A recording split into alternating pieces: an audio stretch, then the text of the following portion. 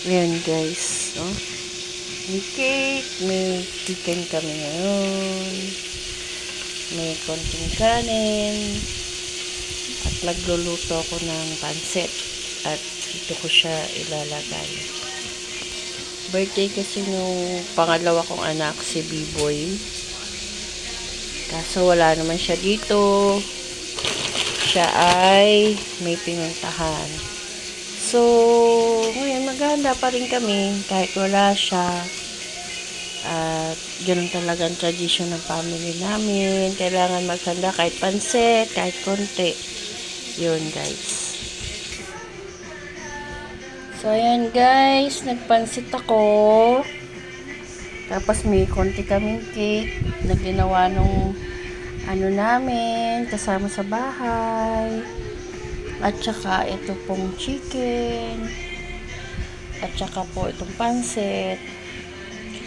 So, may konti kaming kanin.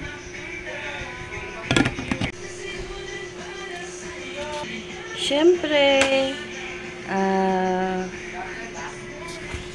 anak ko, good health. B-Boy, happy birthday to you. Nagpansit kami.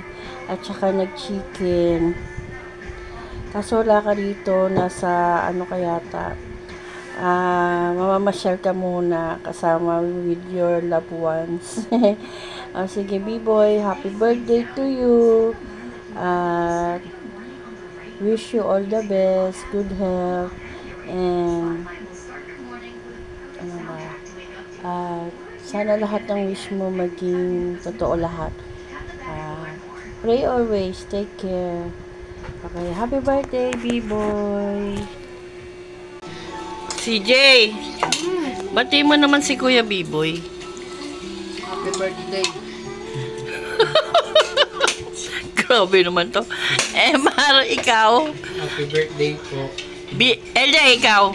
Happy birthday. Dapat pag-uwi, may pasalubong. Ayan. Ako naman. Happy birthday, B-Boy. Wala si Kuya Sean, kumuha na ng food niya. Alam mo naman yun, nag-iisa sa bahay. Sige na, bye. See you.